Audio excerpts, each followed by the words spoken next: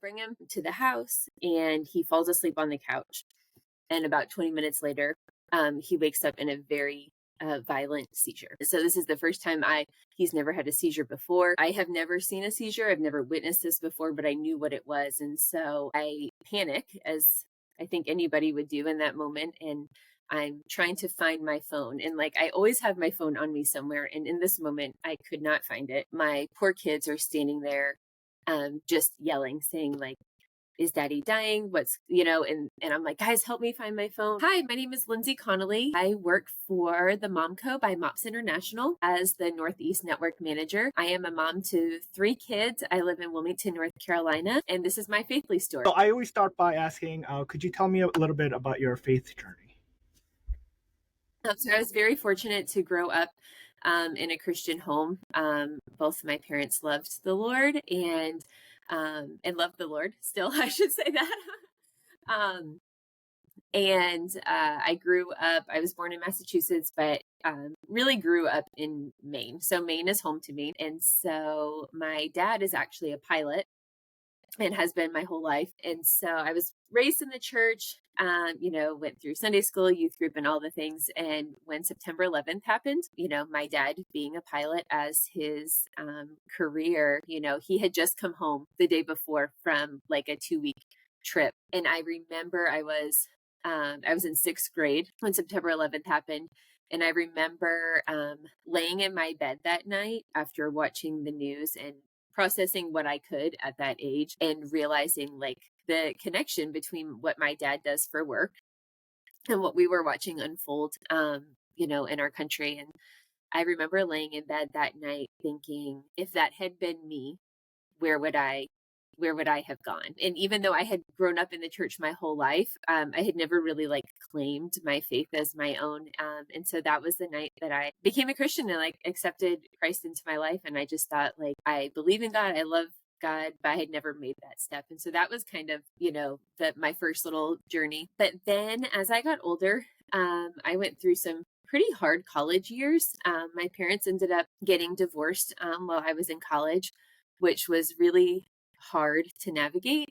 Even though I was kind of out of the house at that point, it was a big shock. It kind of like came out of nowhere. And so that was really hard. And I was away at school. I actually went to school initially and to play volleyball. And I got injured and ended up with mono. Just, it felt like so many things had happened. My mom was diagnosed with breast cancer. And so in like 3 very short years, 3 to 4 years, it was just felt like one thing after another.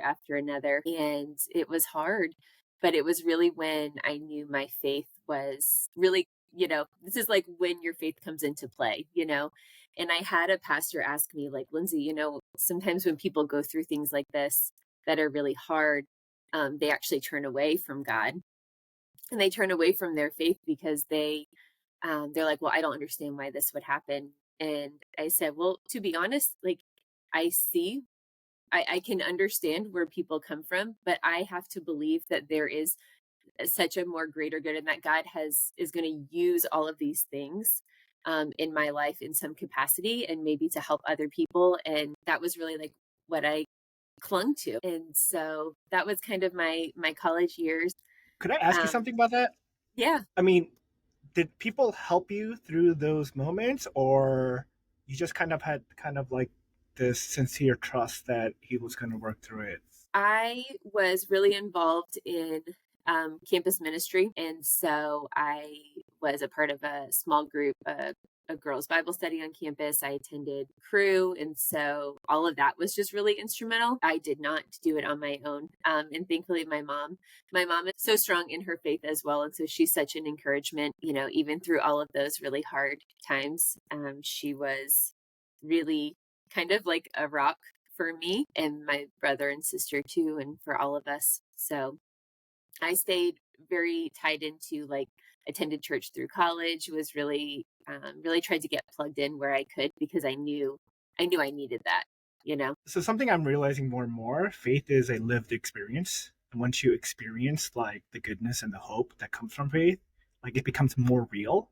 I'm just curious as to like, were there any moments along those years while you were processing and working through it with people, in the church? Yeah, can you remember something that was like leading you through or pulling you through or helping you cling on? So it's interesting. It wasn't really until I got older. And I feel like this is maybe where you and I can pivot in the conversation maybe a little bit. The most recent year of my life, the most recent 14 months, I feel like I can answer that specific question, if that makes sense.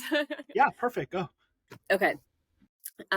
So I got married right out of college. I married my high school sweetheart, Rob. We have 3 kids. They're 9, 7, and 4, almost about to turn 5. It's November of 2022. We actually went on like a family kind of vacation, but it was a work trip. Rob runs his own kind of his own business, and so he had a lot of work in Europe to do. And so we took the kids for 3 weeks. And we went to Europe, and so it was going to be like a big learning experience. We were going to travel with him. And so we get over to Europe, and our whole family gets the flu. It started with our daughter, and it just kind of worked its way through everyone. And Rob ended up being the last one to get the flu. And at this point, we were kind of on like the final week of our trip. We had already been in Europe for 2 weeks. We were in the final week of our trip, and we were in Denmark. And Rob called me from work one day, and he said, "Hey, I like really feel bad. I need you to come pick me up." And so I go pick him up, and we were staying at a place. When I say Great Wolf Lodge, are you familiar with Great Wolf Lodge? They are In like an Pennsylvania? indoor, well, they're all over. This was Oh, kind yeah. of like a Great Wolf Lodge of Denmark, let's say, Okay, right? So gotcha. big like indoor water parks and all kinds of fun stuff for the kids. And everybody, instead of staying in like a hotel room, you stay in an individual house. So I bring him to the house, and he falls asleep on the couch. And about 20 minutes later, he wakes up in a very violent seizure. So this is the first time he's never had a seizure before. I have never seen a seizure. I've never witnessed this before, but I knew what it was. And so I panic, as I think anybody would do in that moment. And I'm trying to find my phone. And like, I always have my phone on me somewhere. And in this moment, I could not find it. My poor kids are standing there just yelling, saying like, "Is daddy dying? And I'm like, "Guys, help me find my phone." And so we run around the house. I finally find my phone, and I blank. And I'm like, who do I call? I'm not in America. I don't even know the number. I don't even know where I am. I don't even know the address of where I am right now. And I go back over to Rob, and he is still convulsing, and he is gray. His face is gray. His lips are gray. And I just thought, like, this is it. And I thought, he can't die in front of me. And I'm Googling what to do. And so I did the only thing I could think of in that moment, which was to run out in the middle of the street in the dark. This is about probably 5:30, 6 o'clock at night. And I run out in the street, and I scream as loud as I can for help. And by the grace of God, it felt instantaneous. And I heard a voice who heard me screaming. And this woman was out walking her dog in the dark, and she heard me yelling. And so she comes running, comes into the house. She helps with Rob. He stopped convulsing, but he was unresponsive for about 20 minutes. And so she's helping with him. She tells me how to call rescue. And so I call them, and they can't understand my English. And so I hand her my phone, and she speaks to them and tells them how to find us. And so at this point, my kids had all kind of dispersed throughout the house. Our daughter locked herself in one room. The boys were in another. And I thought, I need to get all my kids together. And so I go get our daughter, and I have to walk her past Rob. And I said, okay, I wanted to shield her. And so I told her, you need to close your eyes. I'm going to go bring you to the boys. And so I put all my kids together, and I go out in the street, and I go to track down the ambulance. And so the ambulance comes, and as these 2 big burly Danish men come in the house. And at this point, Rob had started to wake up a little bit, but he had no memory, and he didn't know what had happened or where he was or anything. And I said, what's going on? Like, is he okay? And this woman who had come to help me, her name is Sarah. Sarah says, well, generally after a seizure, there's a period of short-term memory loss. And so, and she starts rattling off all this information. And I just grabbed her arm, and I said, wait a minute. I said, are you a doctor? And she said, yeah, I am. And so the paramedics look at me and they said, look, we need to take him to the hospital. But here's the deal, they're not going to let your kids in because of COVID regulations. And Sarah looks at me and she says, she's like, no problem, Lindsay. She had seen me carry my daughter across the house. And she's like, I can watch your daughter for you, no problem. And I said, no, you don't understand. I have 3 kids here. And she's like, oh, well, show them to me. And so I take her into the room where the kids are. And she says, hey guys, she goes, I have 3 kids at my house. They're 7, 5, and 3. How old are you guys? And my kids were 8, 6, and 3, practically the exact same ages. And turns out she had also just arrived on vacation that afternoon. They lived about an hour away. They're from Denmark, but they were from about an hour away. And she looks at me and she says, Lindsay, no problem. I'll take the kids to my house. I'll feed them dinner. And then I'll come back and put them to bed and I'll just wait for you. And I walked back over to the paramedic and I said, I'm about to leave my 3 kids in a foreign country with a complete stranger.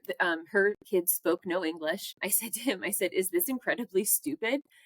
And I'll never forget, he looked at me and he like put his hands on my shoulders and he's like, you can trust her and she's a doctor and your husband needs you. And so you need to come with us. And I had incredible peace about leaving them. And so I left them with her. Our youngest didn't even have shoes. I was so frantic. I couldn't find his shoes and she carried him to their house. We couldn't even exchange phone numbers. We exchanged Facebook Messenger on there so that we could communicate. And so I followed the ambulance. It took us about 2 hours to get to the hospital because they took us to one and then we had to go to another. And when we went in, they were like, well, you're otherwise healthy. Like if you were a European citizen, we would do more testing on you. But you should just follow up with your doctor when you get back to the US. And I remember asking the doctor, I said, if this happens again, what do I do? And she said, well, you do what you did and you call rescue. And in that moment, I screenshotted the phone number because I think I knew, I just had a gut feeling that I was probably going to need it. And so I brought Rob back home and 3 hours later, he had another seizure. And so I called the paramedics again and the same 2 men showed up and came and brought him in. At this point, they said, okay, well, it's like 2:00 in the morning at this point. And so they said, why don't you just come in the morning? And so the next morning I drive the kids to the hospital and I walk in at the same time as the doctor did. And he said, you have a brain tumor. And it's amazing what goes through your mind when you hear news like that. And he was really sick too. He had the flu and pneumonia. And so they said, we're going to keep him for a few days to get him on some meds and get him healthy. And so he spent 4 days in the hospital. And at that was the time that I got on the phone with Duke.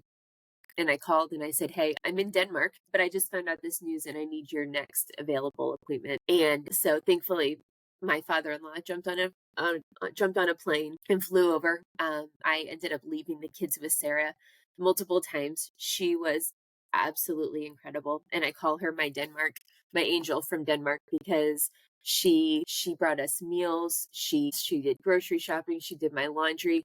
She translated all of Rob's medical records from Danish to English because nothing was in English. I still keep in touch with her to this day because she was absolutely amazing to care for my family and my kids as my own. And when you experience the kindness of a complete stranger like that, it is so life-changing. And so my father-in-law ended up coming over and we had a flight out. About a week after this happened, we had a flight back to the US. And the night before, our oldest son, ended up having a seizure.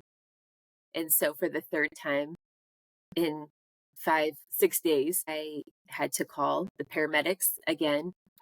His ended up being stress induced based on everything he had witnessed. But that night before we flew back to the US, I had never felt so alone and so defeated as in my entire life and so scared.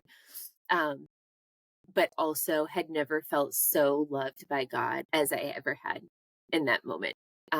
Because for me to go running out in the street in such a moment of pure desperation and for it to feel so instantaneous that somebody was there, that somebody that God sent to be there in that moment was incredible. And so we got back to the US, I had him an appointment, a consultation at Duke within 2 weeks. And then 2 weeks after that, he had surgery to remove the tumor, which was right before Christmas of last year. And he's doing great today. It's incredible. I'm so, so grateful to the medical teams at Duke. We go every 3 months for like follow-up scans, but he's doing great. But such a life-changing year for us in so many ways. And to see the way that our church family, my Mops family, that people come alongside you in such dire needs is incredible. And only God can orchestrate the things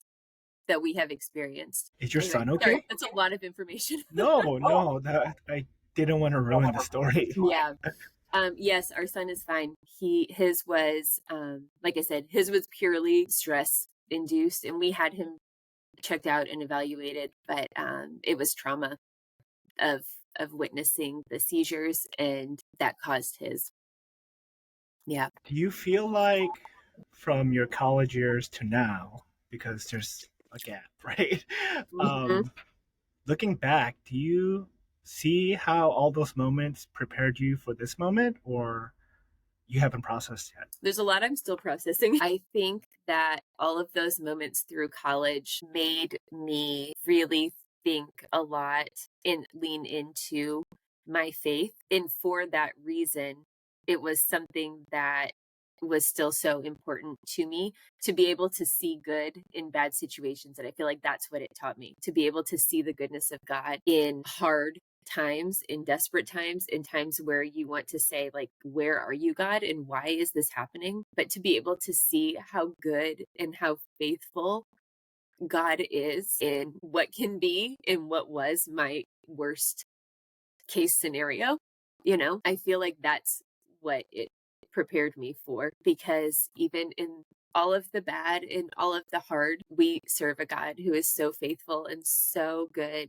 and can bring good to all circumstances. And I really believe that. And I feel like God has given us an incredible testimony to share with people on how faithful he is. And it's when I start to worry about, like, what could happen with this in the future, because we don't know. There's a lot of unknowns right now for us. And so when I start to get too far ahead of myself and I want to go down the rabbit hole of worrying about things, I have to remind myself, and this is daily, this is sometimes hourly, I have to remind myself the ways that God showed up and has showed up and will show up. Because, like I said, to be in a situation where I was so desperate that I resorted to running in the streets, just hoping for help. And my thought being, I'm going to run to whatever house I can find that has a car in it, But for me to go out and yell, and for a doctor, a mother of kids, my kids' ages, for her to be the one that God had. And what's even more incredible about this is that Sarah is not a believer. Sarah's family, she has a lot of family members who are believers, but Sarah is not. Sarah's in the medical field, and over there, she's like very science based, right? And so she said, I don't really know what I believe, but she said to me a few months ago, because we still chat, and she said, Lindsay, she said, it it does seem like it's a miracle to me that I was there, because she said, I wasn't even going to go walk the dog. She said, we had just arrived to the house. We had just made dinner and dinner was ready. And she said, my husband and I kind of went back and forth whether we thought, she said, whether it was an appropriate time to walk the dog or not. She said, I felt like I needed to, and he thought we didn't. And so she said, I finally just said to him, I'm going to go walk the dog. I'll be back in 5 minutes. And in those 5 minutes is when all of this happened. And our paths would have never,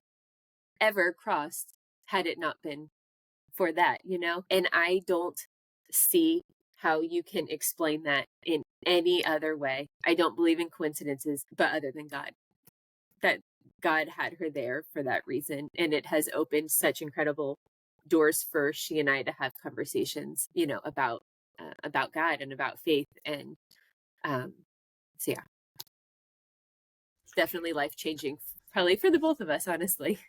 Yeah, so I'm coming to realize more and more people who are skeptical or logical are actually the easiest people to convince because you just have Hmm. to lead them toward the goodness of God.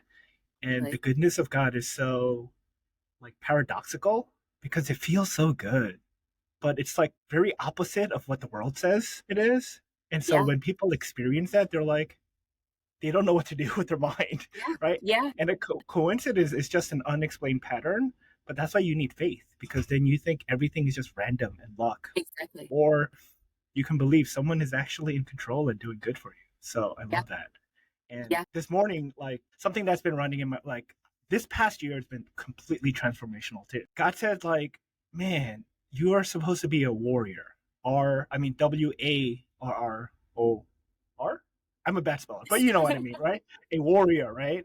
Like strong. But then Yeah, we created cities to protect ourselves from the elements, and so we've gotten soft, and now all we do is worry. So we are warriors, not warriors. And I was yeah, like, oh, that's pretty clever. yeah. And I'm realizing more and more this week actually that doubt isn't what kills faith, it's fear, right? Because the doubting will lead you to be afraid, and now you're acting in fear. So now you got like, I gotta do it, I gotta do it. And then you realize you can't do anything. You need Yeah, so much help. Yeah. So absolutely. thank you. I'll tell you, like, I'll be the first to admit, I have been a worrier, my probably my whole life. That is how I've been. It is my default, and I'm not proud of it. And I know that's sin and something that I have cognitively and really prayerfully like had to process through. And I have not figured it all out by any means. So I will give that disclaimer. This year has taught me all the stuff that I have worried about in the past that is so doesn't matter, and like the thing that this has taught me is to not like, I have to really, really be aware of like holding my thoughts captive and not letting myself get ahead of me. Like I don't want to write a story in my head of something that might not happen. And so this has been a year of God being like, Lindsay, you can't worry about this anymore, because you know what? If I worried about this the way that I have other things in the past, this would bury me. I wouldn't be able to function, you know? And I know that. And so God has taught me, like, I have to really, really just reflect on his goodness. I know I keep saying that, but I have to reflect on his goodness in the ways that he showed up, and just fill my mind with that, because that is what is getting us through. And so one thing too that's been really cool is just the way God speaks through different things. So like I said, we go every 3 months to Duke for these follow-up scans. And so when we were there in October, we had gone in and, got the clean bill of health with the doctors and the oncologists and everybody. And we walked back out to the parking lot, and the car parked next to us had a license plate that said God hears. And it's the things like that. Like, a lot of people will say like it's a God wink. It's things like that is like so encouraging. And the other thing that has been good that has come out of this is I have personally in my circle been introduced to 4 different women over the course of this year, all who have connections to Duke Cancer Center. And I'll be the first to say that this is not a group that I wish to be a part of, but this is where my feet are planted. And like, there have been women that either themselves are going through cancer or their spouses. And it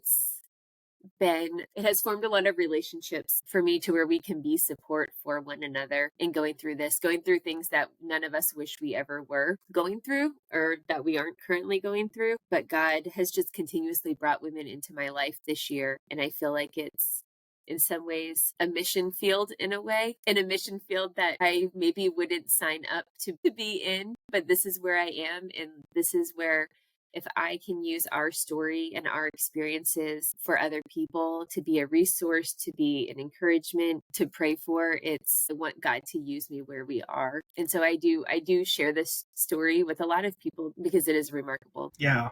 Like just being human, it's our common suffering that actually binds us together.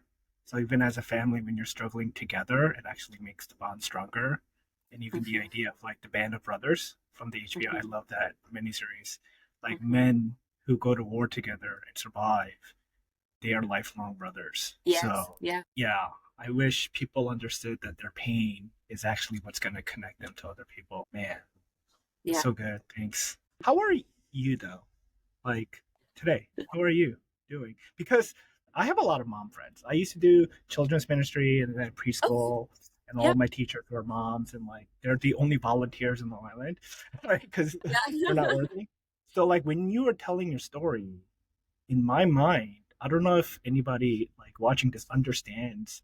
You were literally caught like between a rock and a hard place, right? Where your husband, the man you love, right? But then the love of a mother to their children is like incomparable. Because Yeah. from my understanding of men, right, and fathers, they either love their wives or they only love their children. They don't have the capacity to love both like a mom does.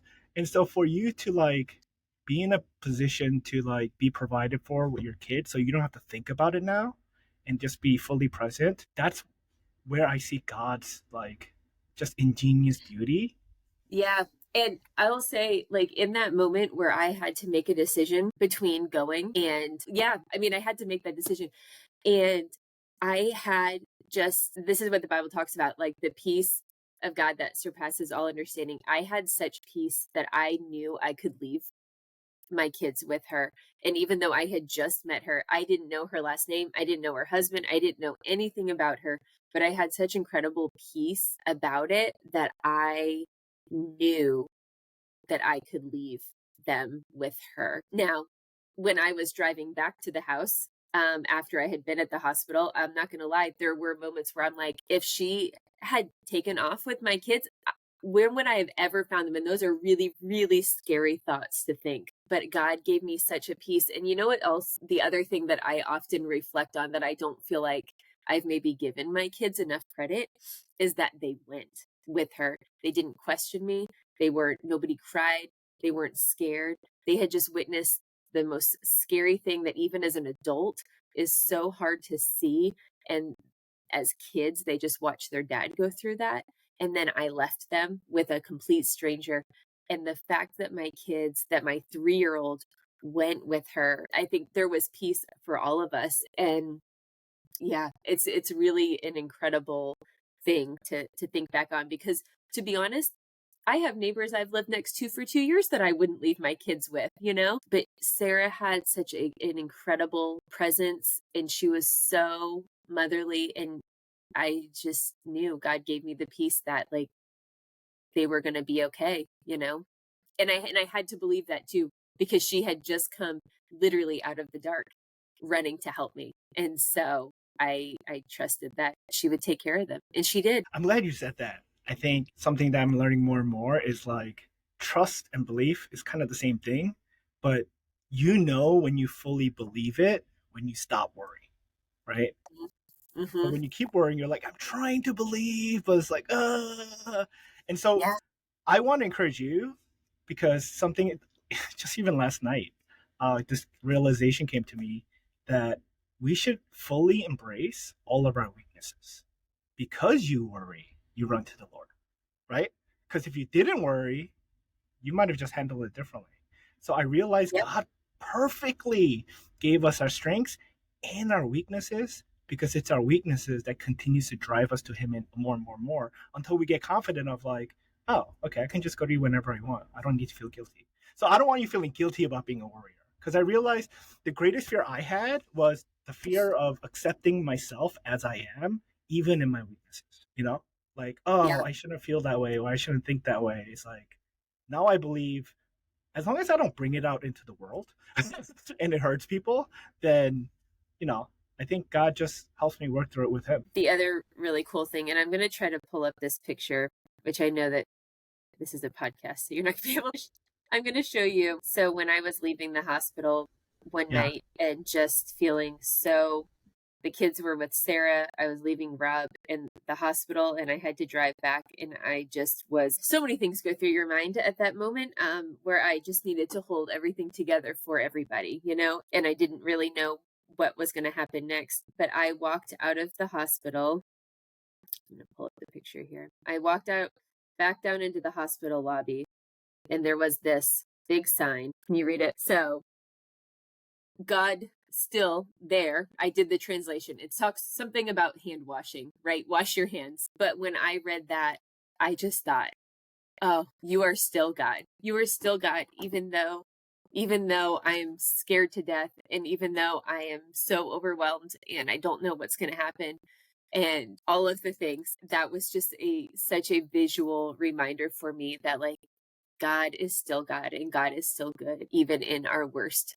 circumstances. Have you noticed these signs before, or is it only after your Denmark experience you started to notice more of like these connections? I feel like I've always kind of looked for things like this, maybe in like a comforting way. I feel like people do that. Sometimes we're like, oh, oh, this is a sign from God. This is, I think we do that from time to time. But I think for me in this Denmark experience, this was such an extreme that I was looking for God everywhere, because I'm like, God has to be in this, because this is too much otherwise. This doesn't even make sense. It's too much. And one thing also is that, like, my father-in-law, right? So they've known me for a long time.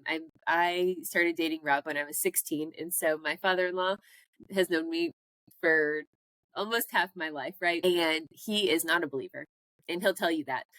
He grew up Catholic. He has a lot of hurt from the Catholic Church, particularly, and just it doesn't want anything to do with it. And when I called him, which was one of the worst phone calls I've ever had to make, to tell them what was going on with Rob, but I told him the story about Sarah coming to help and coming in the dark. I said, I don't know how you can deny God in this circumstance. I don't know how you can think God is not real when you hear this story, because only God, like, that's the only explanation in my mind of this unfolded.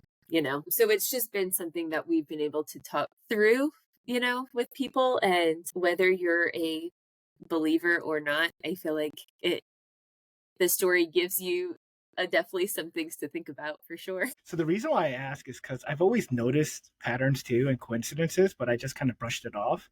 And it Yeah. wasn't until last year on this journey of trying to seek the truth, a funny thing happened. Like, I became more alive because I literally saw God everywhere, like you said.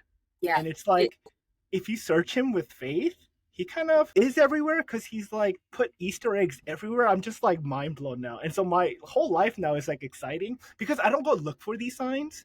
They kind of just pop up and then it hits my heart. I'm like, oh, you're reminding me. Yeah. and isn't that something that, like, so many things that we take for granted, and that's something that else that I have really reflected on this year, is how much in my life have taken for granted, like our health and all kinds of things, that you just kind of assume that you're going to have until you don't. But how easy is it to go through life? I mean, we should be able to walk out our front door every day and see God in the sunrise and the sunset and the birds in the sky and in your children. And we should be able to look everywhere through God. And we kind of go through life on autopilot, where we take so much for granted and we don't stop to look. And how sad is that? And I have thought that so much this year, of I need to be more aware of where God is, and to be able to recognize him and see him and to thank him for all of the things,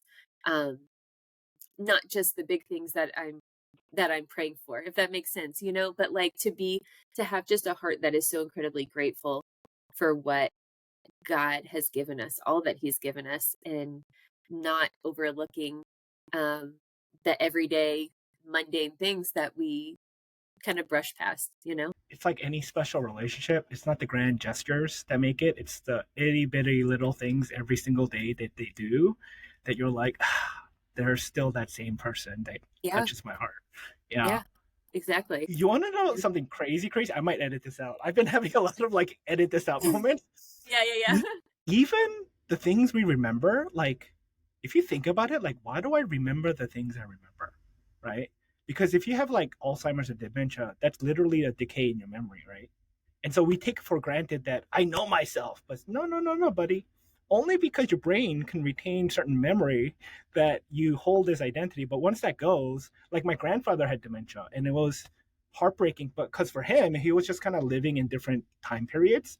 But for me, it was like jarring because he thought I was like 5 and 12, and so it made me challenge myself. Like, man, I think I took for granted. I place way too much confidence in what I know, but what I know is actually just a memory, right? And if I ever lose that, I don't know what I'm gonna do. So like that's like more humbling. And I'm like, okay, God, anything I remember, I'm gonna trust that you help me remember. And like you said, for me, taking a thought captive is now, oh, is this memory from you, right? Or is this something that I need to process and like let go? And that's been really helpful. Yeah. Yeah. Mm. On a lighter note, Yeah. how did you meet your husband? Oh gosh, back in the days when AOL Instant Messenger was a thing, we were in high school. I was a sophomore, he was a senior. We grew up in the same small town outside of Portland, Maine, and we both played basketball, and so we just kind of met through mutual friends that way. And then we dated all through school. So his background is actually in oil and gas. He used to work out on oil rigs. So he would ship out for a month and then he'd be home for a month. And so we did that for about 10 years where he worked, and he worked all over the world, Singapore, South Korea, West Africa, Gulf of Mexico. He was kind of all over. And so it was a really unique kind of lifestyle for us. What was your AIM screen names? Oh my gosh. Isn't that such an embarrassing thing? I always said like this would be such a good like a party game. Like everybody write your AIM screen name down and put it in a bowl and then figure out who had it. Mine was B-Ball Girl 4 and then the letter T, 40. Because that was my number. Isn't that so funny? It makes me cringe, but that's what it is. If your past doesn't make you cringe, it means you haven't grown up. Yeah. What about your husband? What was his? I think it was something like RJC 12 Sport or something like that. Yeah. His was a little bit more generic than mine was. So what was it about him that like made you say yes? It's a good question. He is a very, very, very selfless man, and he does everything to take care of us. And I could recognize that in him very early on. And so we started dating, and he went off to school pretty soon after that. And we dated a long time before we got married. It was almost 7 years, actually, by the time we got married. But it was really his character that drew me to him, his integrity and compassion. And he still holds all those qualities today, all these years later. But we feel very fortunate that we met at such a young age, and we've had, all this like kind of extra time together, because a lot of people don't meet their spouses until their 20s or maybe 30s, nowadays it's a little bit older. And so we were definitely young. I was 22 when we got married. So yeah. You did it right. Getting married. Yeah. I feel very fortunate. Where are you from? I'm just curious. Oh yeah, I'm from New York. From New York. Is that where you live still? Yeah, Queens. Born and raised. But I spent some time in Philly because I went to seminary there for about 5 years. And then I was in Atlanta the last 2 years. Just for cost of living during COVID or like right after COVID. And then I had to move back because I had to take care of my mom. She's fine, but my sister moved out. And God really convicted me, like, you can't leave her alone. I was like, okay, fine. So I moved back. Yeah. But, so now I remember. Thank you for that question. Yeah. What is like the biggest thing you learned about yourself because of your husband? Oh my gosh. That's a really big question. That I should become a nurse. No, I'm just kidding. No, so on a side note, I realized also, I don't know if this applies to women because I'm not a woman, but as a man, I realize I need to start learning how to laugh at my pain, because when I do, like the aggression diffuses and I'm more calm. And so I'm able to assess the situation more clearly. And I think part of the biggest problem is men don't know how to control their emotions because they either hold it and burst out or like they try to cope. But I realized I just need to let it go through. And because I have a sick sense of humor and I'm very self-deprecating too, like you said, so like I laugh too. I like make jokes on everything. So yeah. And Obviously. I will say that that's something that Rob has really taught me. He's really good at like being lighthearted and kind of laughing at himself. And I think me being like this, like I said, I was a worrier and I was a child that had like a lot of just stress and anxiety. I'm a like perfectionist, so I wanted to do all of the things and achieve well.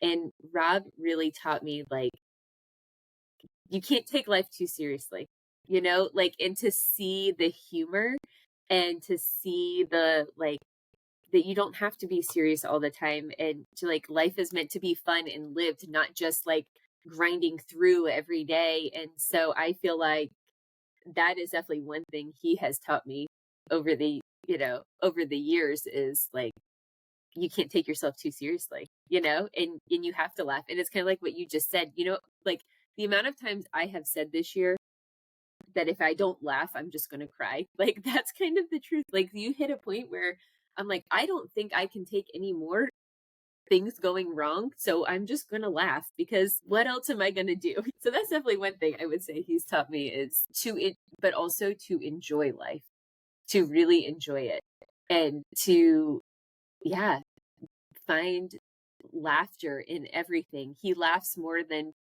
pretty much anybody that I know, and he's really good at finding the funny and the humor in pretty much every situation. And he has some pretty crazy stories himself from working offshore, and he has really had some incredible life experiences in his line of work.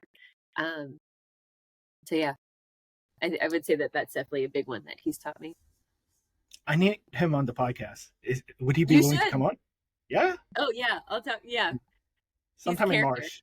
Yeah, yeah, yeah. When was the last time No, you cried? see, probably like 2 days ago. What I'm a happened? crier. I cry over, well, actually, no, I cried like 20 minutes ago when I was talking about this. That's No, I am true. a crier. That is how I'm wired. I cry over the good, the bad, all of the things. My emotions come out in tears, and I used to be embarrassed by it, and now I just embrace it.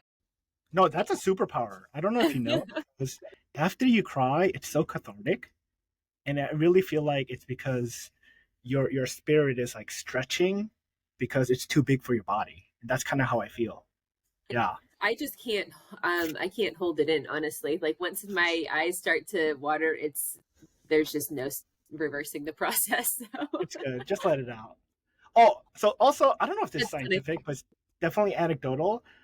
Like your body remembers all the bad stuff, the fear, and so that's why like people get anxious or they like feel it when they get triggered. So crying is a release of that too. So I just want to encourage you, like keep you're on the straight and Crying. narrow path. Yeah, sister, you're like doing really well. I'm just so amazed by your story. Um, how would you like to be remembered by your children? My gosh. Man, I I think about this a lot. I don't because I grew up having a lot of fear that I've had to overcome. I don't want my kids to see me as my mom feared a lot of things. I want my kids to see me as like, wow, my mom was strong and my mom had faith that couldn't be shaken. And like, that's what I want my kids to remember. And I think on that a lot. And I don't even know that I'm doing that well yet, but that's my prayer and that's my hope is that I want them to see that no matter what you go through in life your faith in God is not shaken and that you're still strong. And I can think about people in my life who are like that, who I look to and I'm like, man, they have unshakable faith. And that's what I want. And that's what I want my kids to see. I don't want them to see fear. I don't want them to see all of that, but I want them to see faith and trust. No, from the bottom of my heart, honestly, people who know me know how blunt I am. You are doing so well.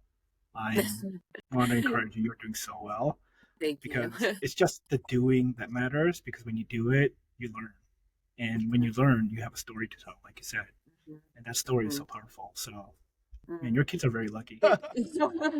It's definitely not an easy journey, and I know I do try to be lighthearted, and I do try to like when people say like, "Are you guys okay?" and I'm like, yeah, we're good, we are okay, and we're doing well." But like, it's not to say that this hasn't been hard. and that it isn't something that continues to be hard. And every time we have to go for scans and doctor's appointments, there's a lot of trauma and trigger from even going into a doctor's office right now, honestly. And like my kids, when an ambulance goes by, they'll say, "Hey, Mom, remember when you had to call the ambulance for Dad?" There's a lot of that stuff. And then those are things that like we are having to work through, but also realizing that that my kids need some help as well. And so we, getting them some counseling just to be able to like process some of this as well, and kind of starting to explore that route a little bit. But I'm so proud of them too. And the kids have done remarkably well considering all that they have been through. And I'm very proud of them and the way that they've handled it, even at their young ages, What are you hoping for at Faithly? What am I hoping for? Community. Community is really important to me. And I just really want to be, if I can be an encouragement or, like I said, a resource on something I wish I wasn't resourceful on, but but I know a lot now. That's what I want. I just want to be able to be a help and a friend to somebody who needs it, because I have had a group of women at our church through our Mops group who have come around and come alongside my family in incredible ways. And I want to be able to do that for other people. And how can we be praying for you and your family? If you could be praying for us, that for all of the things, for good Villa health, for healing, for doctors' wisdom, all of the things. I feel like there's a lot. We can take a lot. We'll take all the prayers. No, I get it. Okay. Well, thanks for coming on and sharing your story. This was amazing. I can honestly say this was the best podcast. I mean, they're all good, but like yours is definitely number one in my book right now. I think God's trying to tell me like, oh no, this is what the podcast is supposed to be like. So, okay. Yeah. So thank you. Hey, thanks for having me. I appreciate it. I actually was super excited to have this opportunity because, like I said, I do feel like God has like really convicted me of like, it's kind of like what we're supposed to like spread the light and the love of Jesus and not just hold it in and not share. And so I really feel convicted that sharing our story, that hopefully that helps somebody else, and that somebody else will like hear how God showed up, and that will be instrumental in their life. And so I just really like take in all of the opportunities that I can to share like what our experience has been. So thank you. I appreciate it. Yeah. All right. Bye, guys. Bye.